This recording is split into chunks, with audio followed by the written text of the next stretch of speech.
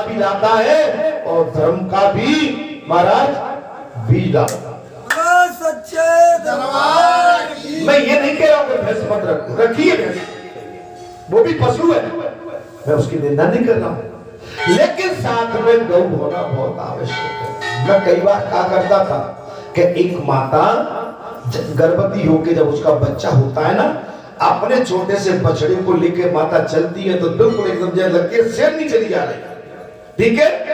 ऐसे गौ की स्थिति है, गौ गर्भ धारण करके बच्चे को जन्म देती है और गौ बछड़ा जा रहा हो तो उसकी शोभा को देखना कितना सुंदर लगता है, और कोई गौ खाली जा रही हो तो कितनी शोभा। ऐसे ही हमारी माँ का स्वभाव है, अगर माँ के साथ उसका छोटा सा बच्चा साथ में हो तो माँ की शोभा कई गुनी बढ़ जाती है। महाराज जी शुभ मानेंगे, शुभ मानेंगे। गौ चुप अपना दूध पिलाती गई आप और माता अपने बच्चे को ले गोद में लिए तो ये शुभ मिले। हाँ, यात्रा में शुभ रहती है। शुभ महाराज, इन माताओं के लिए तो मैं क्या कहूँ, इन माता जैसा तो कोई जीवन में हो नहीं सकता। वो गौ माता और जगत माता, ये माताओं ने इस संसार में आके वो रचना की है और वो काम की है कि हम पुरुषों के बस की भी चीज नहीं। सच्चे दरबार। धर्म इनके साथ है, कर्म इनका पवित्र है और ममता भी इनका आंचल भरा हुआ है। माँ तो माँ होती है।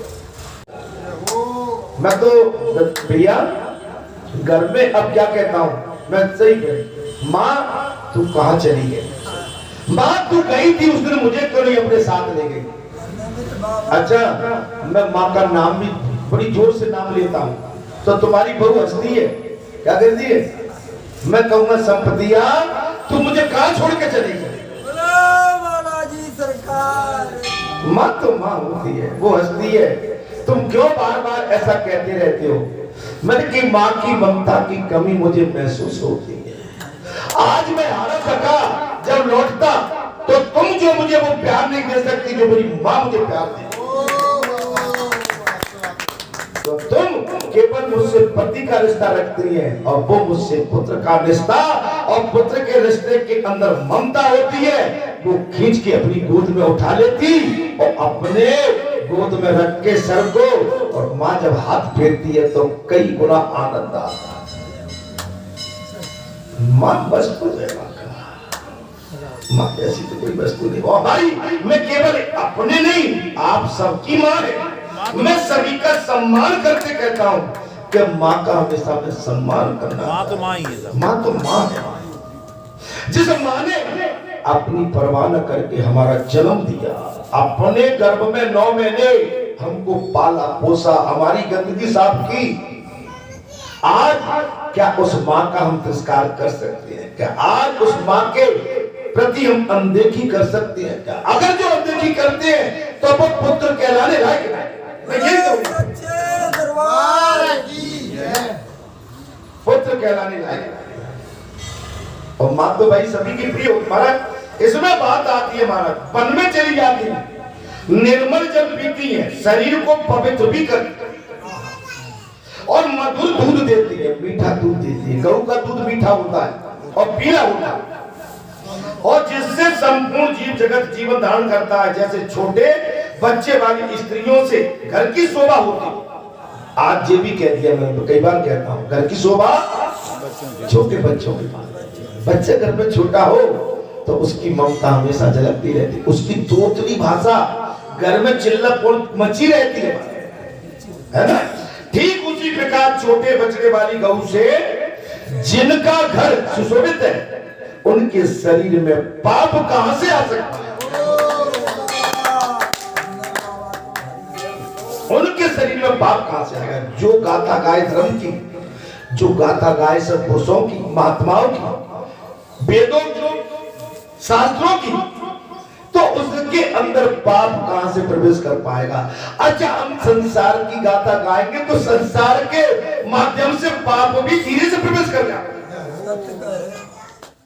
संसार में आए हैं, मैं ये नहीं कहता हूं कि संसार में आप मत चलिए, मत देखिए, लेकिन हमारा धर्म, हमारा सत्कर्म, हमारा सत्यवान हमारे सभी प्रिय है, हमारे सभी प्रिय, सभी प्रिय। हमारे लिए न जे बुरे हैं, न जे बुरे, न इधर बुरे, न पीछे बुरे, कोई बुरा नहीं है। ये हमारे लिए सभी पवित्र है। किसी के साथ द्वेष, ईर्षा बिल्कुल करके मत। देखिए ये संसार है भगवान का, कितना सुंदर संसार बनाया भगवान ने। कारीगरी क्या की होगी? जिस संसार के अंदर विभिन्न तरह के रंग हैं महाराज, विभिन्न तरह के रंग, विभिन्न तरह की लीलाएं, विभिन्न तरह के आभूषण, विभिन्न तरह की महाराज वस्त्र, और विभिन्न तरह के हमारे आचार विचार जो भी है। भगवान की सुंदरता तो देखिए, कारीगरी तो देखिए, क्या संसार की गणना की है महाराज। देखिए वो कारीगर कैसा होगा जिसका इतना सुंदर संसार है महाराज। वो परम पिता परमात्मा कैसा होगा जितने इतना सुंदर संसार बनाया। वो मां कैसी होगी जिससे ये सुंदर संसार उत्पन्न हुआ। ऐ मां, तेरी सूरत से बढ़ के भगवान की सूरत क्या होगी? ऐ मां, तेरी सूरत से बढ़कर भी भगवान की सूरत क्या होगी? आप समझ सकते हो।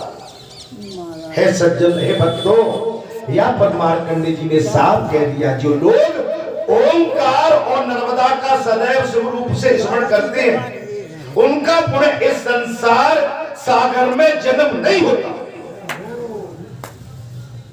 वो भगवान का जाप है। देखिए जीवन मरण लाभ और हानि, ये जस अपजस विद्या, इसमें हमारा कहीं कुछ नहीं। हम अच्छा करेंगे हमारा मार्ग अच्छा बन जाएगा, हम कुछ गलत करेंगे हमारा मार्ग भी गलत बनता है। और गलत मार्ग में जब अंतिम यात्रा करेंगे तब बचाने वाला कोई नहीं होगा। अभी तो भैया से कह देंगे दादा जी हमें धमका रहा है, आ जाओ जनाब, इनको समझाओ। दादा भी आ जाएंगे, क्यों बोला ये बाबा के साथ ऐसा व्यवहार क्यों करता है? लेकिन बाबा को बचाने वाला कोई नहीं होगा। बाबा ने जो अच्छा सत्कर्म किया होगा वही बचा पाएगा, कोई बचाने वाला। बाकी का दाता हमने पिछले मंगलवार को सुना दी महाराज। जो घास और जल देकर गौ के प्रति परम भक्ति भाव रखते हैं, अब ध्यान से सुन लो वो बात आ। जो गौ को महाराज घास और जल देकर गौ के प्रति परम भक्ति भाव रखते हैं, वे उन गौ के प्रसाद से शिवलोक में चले जाते हैं। इसलिए गौ का अपमान नहीं। भाई मैं तो आज खुली बात कह दी कि आपके क्षेत्र में 4-5 गौशाला है। आप अगर सब चाहें, आप सब अगर चाहें, आपकी मानसिकता अगर बिल्कुल दृढ़ विश्वास है तो आप क्या नहीं कर सकते। ये गौ मारी मारी घूम रही है, शासन फंड आ रहा है, आपको अपनी जेब से भी नहीं लगा। आपको अपनी जेब से भी भरोसा नहीं करना, शासन उतना फंड दे रही है। अच्छा शासन के फंड के बाद भी कुछ लगाने की बात आ जाए तो आपका इतना बड़ा क्षेत्र है महाराज, अगर आप 25-25, 10-10 रुपए भी इकट्ठे करोगे तो गौ भूखी नहीं बच सकेगी। लेकिन करने वाला क्या? आज एक बात बताओ, बालाजी महाराज आए, बालाजी ने स्थान लिया, आप सबका सहयोग बना और बालाजी ने हम आप सबको प्रेरणा दी तो जी और अच्छा बन गया। अगर हम थक के बैठ जाते तो क्या ऐसा होता? नहीं।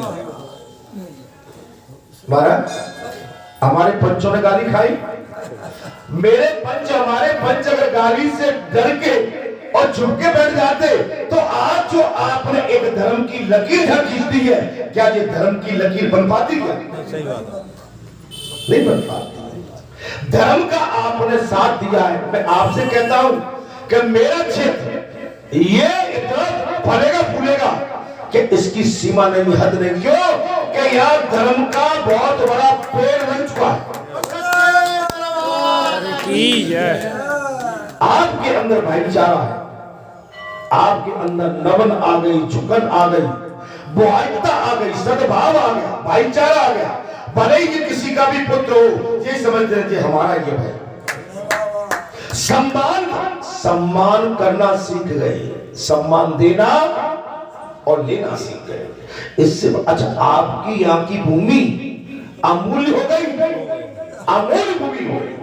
अब बताइए आपको और क्या चाहिए? सब चीज है। आपके तो महाराज दोनों हाथों में एक एक लड्डू भी नहीं, भरपूर लड्डू। पूत कपूत तो क्यों धन संचे, और पूत सपूत तो क्यों धन संचे। आज बालाजी की इस स्थान की आप पर इतनी बड़ी दया और कृपा बरस रही है कि बड़े बड़े आपके झमेले भी शांत हो जाते हैं। मुझे विश्वास है। अच्छा जी, क्यों हो जाते हैं कि आपने अब ऐसी मानसिकता बना ली है कि हमारा कल्याण यहीं से होगा और यहाँ की बात मान के चलेंगे तो हमारा कभी अनर्थ नहीं हो सकता है। अनर्थ नहीं होगा, गारंटी देता हूं। एक अकेला थक न जाए, मिलके बोझ उठा। जी बालाजी धाम न इनका है, न इनका है, न इनका है, न इनका। जो बालाजी धाम सबका है। इसको छाती पे रख के ले जाने वाला कोई माई का लाल नहीं। आज आपने जो जस कर कमा लिया वो आपकी बात लिख गई। आपको मैं बताता हूं, जिन पंचों ने, जिन भक्तों ने, जिन संतों ने इसमें जो भी सहयोग किया है, भले ही आप चाहो कि इस किताब में नहीं, ये भगवान की उस दीवार पर लिपिबद्ध हो गया कि बिल्कुल उस समय जब अंतिम यात्रा आप करोगे तो आपका हर खाता देखा जाएगा।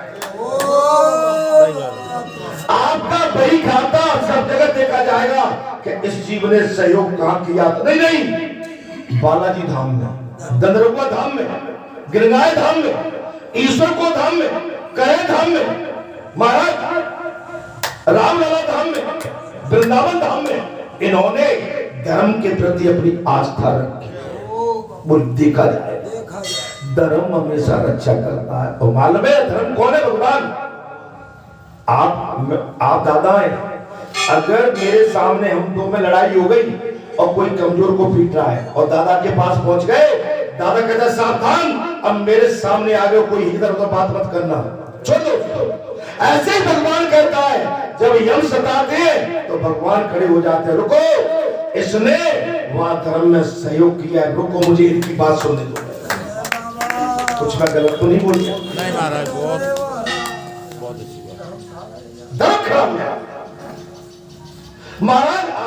आप पर बहुत पूजी है, आप पर क्षेत्रवासियों बहुत पूजी है जो अच्छे अच्छों को प्राप्त नहीं। आपकी गाथा, आपकी ख्याति अभी हाल ही में आपको बहुत बड़ा एक सहयोग। और जो सामने एक आया कल परसों आपके क्षेत्र का ही एक बच्चा दुआ मांगी आप, और देखिए रन में तो भाई दो लड़के हैं, तो एक को तो ऊपर तो दो हो दे, गिरना ही। अब मैं उनको भी नहीं कह सकता हूँ कि मुझे हार हुई है, कोई बुरा आदमी था भाई, उसके लिए भी कोई ऐसे नहीं। मेरे लिए तो बहुत सम्मान। नहीं, सम्मान होना भी चाहिए। आज मैं ये कहूं कि मैं उस पर किसी तरह का प्रहार करूं तो धर्म की गद्दी पर बैठ के जब मैं कहता हूं कि भी मैं बहुत बड़ा पाप कमा लूंगा। मेरी तो दोनों आंखें और मेरे लिए तो दोनों ही विजय है। लेकिन भाई रेखा क्या बदली थी, भावोगे क्या? जी तो हर आदमी को विजय मिलती है। नहीं है। अब किसी के जब कोई हो गए तो उससे के बात नहीं करेंगे। अरे आरा भाई आशीर्वाद है, तुम दोनों भाई हो। संसार सागर में जन्म नहीं होता है। जो गौ माता की सेवा करते हैं, गौ को घास भूस और बढ़िया से जीविका देते हैं, तो मार्कंडे जी कह रहे हैं कि धर्मराज जे गौलोक की महिमा बता रहे हैं, सभी कह रहा है उनको पुनर्जन्म नहीं लेना पड़ता। जो घास और जल देकर गौ के प्रति परम भक्ति भाव रखते हैं, वे उन गौओं के प्रसाद से शिवलोक में चले जाते। गौ की सेवा करो, गौ की सेवा कर लो महाराज। अब देखो कभी बाबा की कृपा हो, कोई जगह मिलती है तो भाई बोंगटी बना के 2 4 5 गाय तो उसमें आप रख ही सकते हैं। अब ना शासन से कभी करेंगे भाई ये लड़के बच्चे जीत रहे हैं, आएंगे इनसे कहेंगे भैया कुछ तो करा दो जा कम से, है ना? ये गौ माताएं सदा अनुकूल रहने पर भी समस्त कामनाओं को देने वाली। जो कुछ मांगो सो आप गौ कामधेनु का गया, आप गौ से जो मांगोगे सो दे। सो दे देगी। आप समझ, गौ के अंदर कोई भेदभाव नहीं होता है। अच्छा बताइए उस पशु के अंदर क्या भेदभाव है? उस पशु के दूध को जो अधर्मी है वो भी पी रहे हैं और धर्म पर वो भी पी रहे हैं, बच्चा है वो भी पी रहे हैं, बूढ़े हैं वो भी पी रहे हैं। जो इन कल्याणमयी गौओं की रक्षा करते हैं, आप सुन लो आज मैंने तो नहीं हुई, अभी कथा में आ गई, साफ आ गई।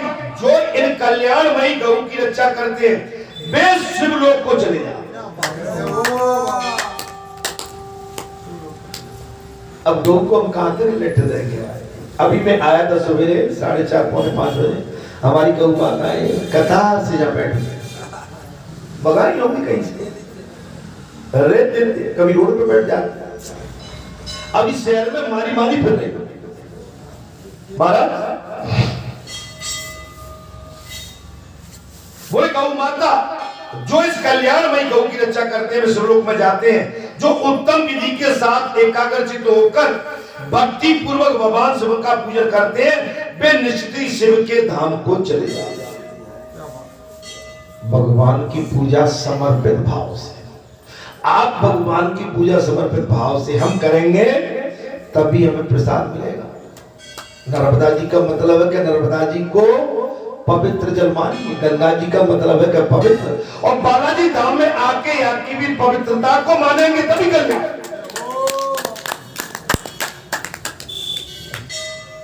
यहाँ आके हम इधर उधर नजर फेंकेंगे, इधर उधर की बात करेंगे तो कल्याण नहीं है। अरे सन्मुख हो जी कोई जबई और जन्म को टेरना, सब कुछ छल कपट ऊपर नीचे ये सब त्यागना पड़ेगा हमारे।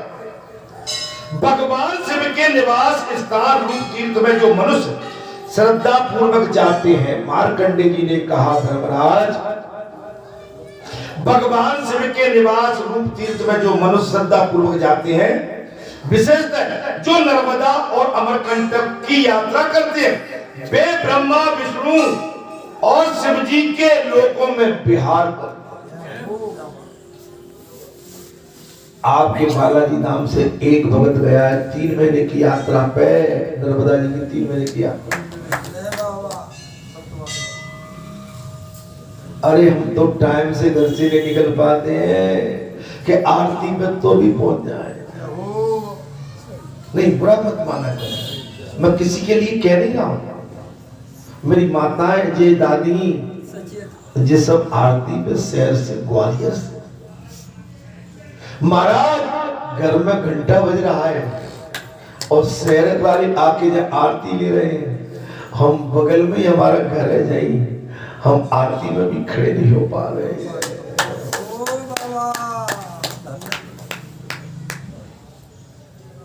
अब कहिए भाई कैसा पुत्र, भैया चौथे पन में ऐसी भी क्या तृष्णा है?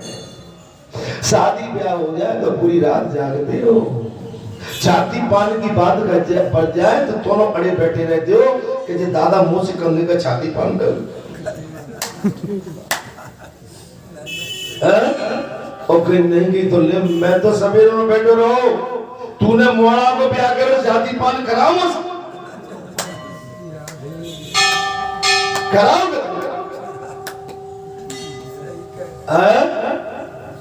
छाती पान के काजे पूरी रात बैठे और भगवान के भजन के काजे पूरी रात सोए वाला। क्या हो जाता, मैं कुछ गलत भूल जाता हूँ। देखिए मैं इसलिए कह रहा हूँ, अमरकंटक की यात्रा करते हैं वे ब्रह्मा विष्णु महेश और शिव के लोक में विहार करते। राजन इस प्रकार तुम नर्मदा का मंगल में अवतार बताया गया, नर्मदा जी का अवतार और गौलोक का अवतार इसलिए हुआ है। तब युधिष्ठिर बोल पड़े महाराज, ये तो मार्कंडे जी ने बात कही। तब युधिष्ठिर बोले, धर्मराज बोले, मुनिवर अब मैं दान धर्म का विधान सुनना चाहता हूँ। देखिए धर्मराज सब जानते हैं लेकिन फिर भी पूछ रहे हैं। अर्जुन सब जानते थे लेकिन भगवान से फिर भी प्रसन्न पे प्रसन्न करे जा रहे हैं। अरे भगवान अगर मिल जाए, महापुरुष मिल जाए, संत पुरुष मिल जाए, देव पुरुष मिल जाए, योगी पुरुष मिल जाए, त्यागी बैरागी पुरुष मिल जाए, उससे कुछ ले लो, भले ही तुम जानकार हो, लेकिन शायद और कुछ मिल जाए, शायद और कुछ मिल जाए, क्योंकि धर्म की जड़ बहुत गहरी है, वेदों की जड़ बहुत गहरी है। महाराज मुनिवर, मैं अब दान धर्म का विधान सुनना चाहता हूं। जो लोग दरिद्री और भिक्षुक हैं, उन्हें शिव धाम की प्राप्ति कैसे हो? उनको भी कल्याण कैसे हो? जो निर्धन है, दरिद्री है, उनका कल्याण कैसे हो? बताइए, जो कोई पूछता है क्या? अभी कोई हमें से पूछेगा कि गरीब आदमी है, इसका कल्याण कैसे हो? हम लोग कहेंगे हमें का मरना है, मरने, हमारी चक्की चलना चाहिए, बामें से असर भी निकलती रहे। मैंने कल भी एक बात कही थी कि पूंजी आवश्यक है, लेकिन पूंजीपति होना बहुत खतरनाक है। पूंजी आवश्यक है, लेकिन पूंजीपति बनना बहुत खतरनाक है, क्योंकि पूंजीपति जैसे ही बने सो अभिमान का नासूर पैदा है।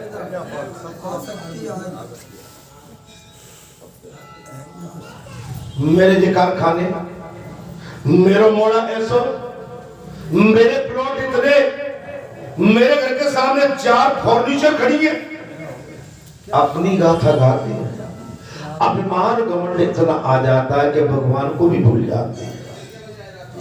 महाराज यहाँ पर साहब कह दिया, यहाँ पर मार्कंडे जी से पूछा है, साहब कह दिया महाराज, क्या ये बताइए महाराज,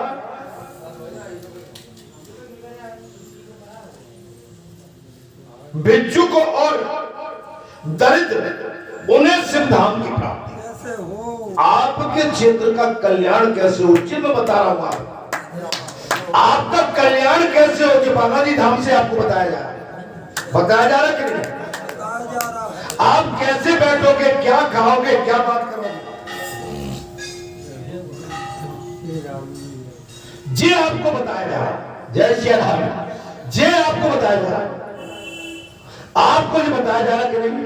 कैसे उद्धार? कैसे आपका उद्धार होगा? ये माने एक धर्म का जो धुरंधर होता है, ये ख्याल उसी के अंदर आ सकता है कि हमारे राष्ट्र का, हमारे देश का, हमारे समाज का, हमारे इस स्थान से जुड़े हुए भक्तों का कल्याण कैसे,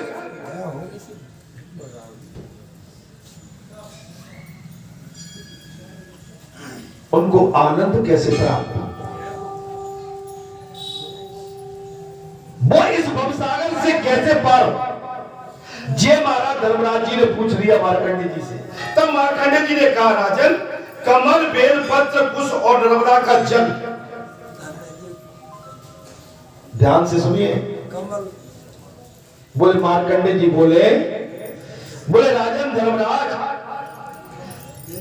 कमल, बेल पत्र, पुष्प और नर्मदा जी का जल, इन सबको भगवान ब्रह्मा जी ने सामान्यतः धर्म के हेतु बताया। किस किस को? बोले कमल का फूल और बेलपत्र और पुष्प और नर्मदा जी का जल, इन सबको भगवान ब्रह्मा जी ने सामान्यतः धर्म हेतु बताया। धर्म के हेतु है। मार्कंडे जी बोले, धर्मराज, ये सर्वसुलभ भी है और ये आसानी से मिल जाता है, ज्यादा इसको लिए परेशान। सर्वसुलभ, आसानी से प्राप्त। सभी धर्म, पुराण और श्रुतियां ये श्रद्धा और विश्वास से ही पावन होगा। ये सब विश्वास है हम आपको विश्वास हो। अच्छा, आप जब कथा सुनने आते हैं तो आप सही बताइए, आपको विश्वास है कथा पे कि नहीं? और बालाजी धाम पर विश्वास